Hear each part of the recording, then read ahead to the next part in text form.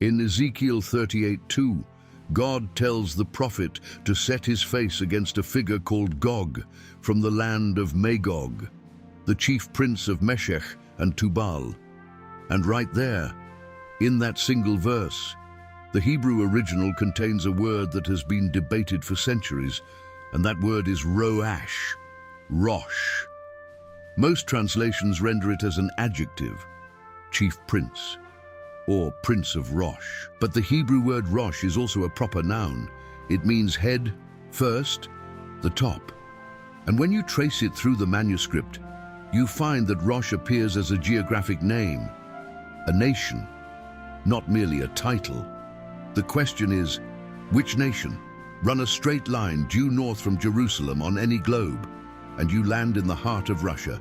There is no other superpower on earth positioned directly north of Israel. And the manuscript says this coalition comes from the uttermost parts of the north. Yarkte Tsapfon, Yarkete Tsafon, the extreme ends of the north. Not just north, the furthest imaginable point north. That is not Turkey, that is not Syria. That geographical precision points to one nation. But before we go further into the coalition, we need to understand who Magog is, because Magog is not a mystery.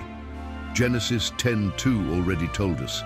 Magog was the second son of Japheth, most grandson of Noah. The ancient historian Josephus identified the descendants of Magog as the Scythians, the nomadic peoples of the vast Eurasian steppes, the territory that today is Russia, Ukraine, Kazakhstan, and the surrounding nations.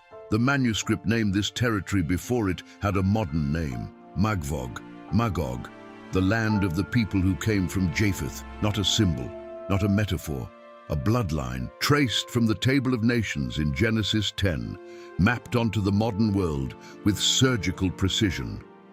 Now Ezekiel lists the coalition. Verses 5 and 6 name the partners who will march with Gog. And every single name has a modern equivalent that you can verify with a map. Persia, Paras. This one requires no interpretation. In 1935, Persia officially changed its name to Iran. The manuscript used the ancient name. The modern world kept the same territory. Iran is listed by name in Ezekiel 38 as a partner in the coalition against Israel. Cush, KHVSH, the ancient territory south of Egypt, modern Sudan and parts of Ethiopia. Put, PVT, the ancient territory west of Egypt, modern Libya. Both nations are today aligned with the same anti-Israel axis. Gomer, the firstborn son of Japheth, whose descendants settled in what is today Turkey and possibly parts of Central Europe. And Beit Togarmah, the house of Togarmah, grandson of Japheth through Gomer, identified by ancient sources as the peoples of the Caucasus region, Armenia, and again, Turkey. Let that coalition sink in. Russia leading, Iran as primary partner, Turkey, Libya, Sudan. Now open your newspaper from this week and tell me this is not the map of current geopolitical alignments in 2025. Russia and Iran have a formal military cooperation agreement. Turkey under Erdogan has drifted from NATO toward an independent Islamic axis. Libya and Sudan are destabilized and increasingly aligned with anti-Western powers. The prophet Ezekiel drew this map in the 6th century before Christ from a prison in Babylon, while Israel did not even exist as a nation. He had no political intelligence. He had no satellite imagery. He had the word of YHWH, and the word was specific enough to name nations that would not form their modern identities for another 2,500 years. But here is the question that the Hebrew original answers that no commentary addresses directly. Why does God bring this coalition against Israel? Is it purely military? Is it hatred? Ezekiel 38:10 gives us the answer in a word that changes everything. Machashavot. Machashavot. Evil thoughts. sinister calculations, the plural of a word that means deliberate, premeditated scheming.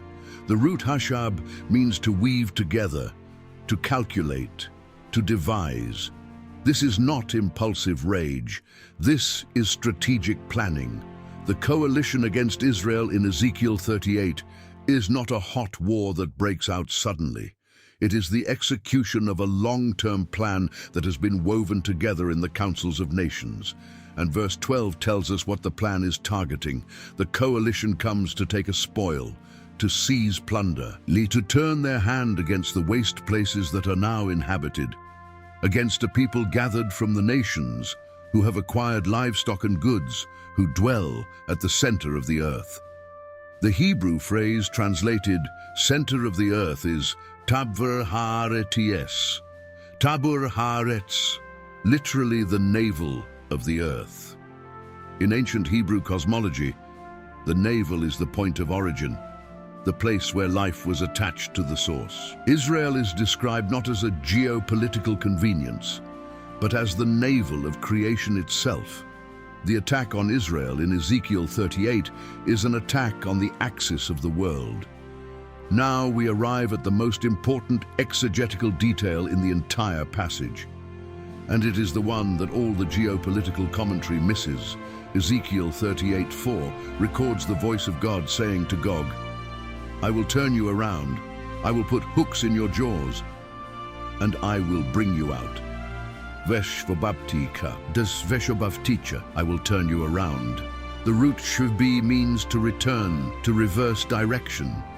And the verb form here is causative, meaning God himself is the one initiating the reversal. Gog does not march against Israel because he chose to. God turns him.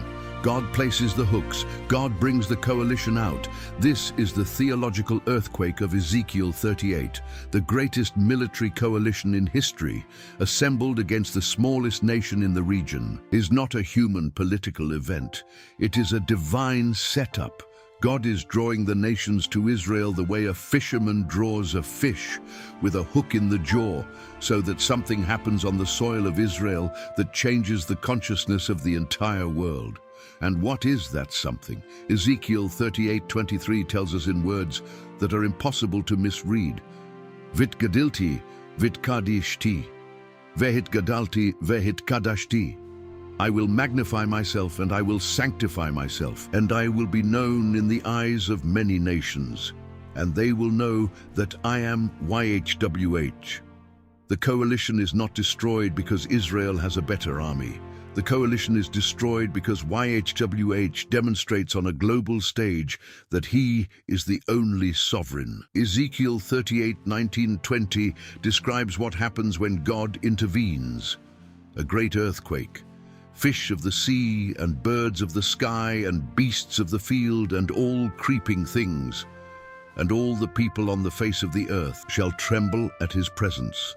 Mountains will be thrown down, cliffs will fall, every wall will tumble to the ground. The Hebrew word for earthquake here is ra'ash, which carries not just the physical meaning of shaking ground, but the theological meaning of trembling before divine presence. Every occurrence of Rosh in the prophets is connected to a theophany, a moment when the Creator makes his presence physically felt in the material world. This is not a conventional war. This is the moment when the God who has been called absent, theoretical, irrelevant by the postmodern world, steps into the visible theater of history and acts with unmistakable clarity. Now connect this to where we are in 2025. The Psalm 83 coalition. The inner ring of nations that we studied in our last video has been pressuring Israel from every border simultaneously. The Ezekiel 38 coalition is the outer ring, the superpower layer, Russia providing military technology, Iran providing ideology and proxies, Turkey providing the bridge between Europe and the Islamic world. Some scholars believe Psalm 83 must be resolved before Ezekiel 38 can be fulfilled, because Ezekiel describes Israel dwelling in safety without walls, a condition that does not exist while Hamas and Hezbollah are firing rockets from the inner ring. the sequence would be Psalm 83 resolved, Israel's immediate threats neutralized. Israel enters a period of relative security, and then the outer ring moves. Whether or not that sequence is exact, what is undeniable is that for the first time in history, all the nations named in Ezekiel 38 are simultaneously aligned against Israel, with formal military agreements, with nuclear ambitions, with the stated goal of eliminating the Jewish state. The manuscript named them, the map confirms them, the alignments are in place. But here is where the Hebrew original gives us something that no geopolitical analyst can give: the guarantee of the outcome. Ezekiel 39:6 says God will send fire on Magog and on those who dwell securely in the coastlands. And they will know that I am YHWH. The word fire here is A-S-H, Esh, which throughout the Hebrew scriptures is the signature of divine judgment. From the burning bush to the pillar of fire in the desert, to the fire that fell on Elijah's altar on Carmel. Esh is how YHWH writes his signature on history. Ezekiel 39:9. Then says something that has puzzled commentators for centuries. Israel will go out and make fires with the weapons, with the shields and bucklers, with the bows and arrows, with the javelins and spears, and they will make fires with them for 7 years. 7 years of fuel from the weapons of the defeated coalition. Whatever the precise fulfillment looks like, the manuscript is communicating one thing with absolute clarity. The destruction of this coalition will be so complete, so total, that its weapons become raw material for the life of the nation it tried to destroy. And Ezekiel 39:12 says it will take 7 months for Israel to bury the dead in order to cleanse the land. The scale of the defeat is described not in military terms, but in ritual purity terms, because the land of Israel in the Hebrew framework is sacred space, and the presence of the unburied dead defiles it. The cleanup itself becomes a liturgical act. This is where we close. You are watching the Ezekiel 38 alignment form in real time, not because prophecy teachers say so, because the manuscript named specific nations, specific geographic directions, specific motivations, and every single element is present on the map today. The hooks are in the jaw. God is already turning the coalition. The question the manuscript does not answer is the exact timing, but it answers everything else. Who is in the coalition, why they come, how they are defeated, and what the world will know when it is over. There is only one name that comes out of Ezekiel 38 with its authority intact. Not Russia, not Iran, not Israel's military, YHWH, the God who named these nations before they existed, and who will act on his own timeline, with hooks in the jaw of history itself. Subscribe to this channel and turn on notifications, because in the next study, we are going into the name that was removed from your Bible 6,128 times, and what the Hebrew reveals when you put it back. The word is waiting for you. See you at the source.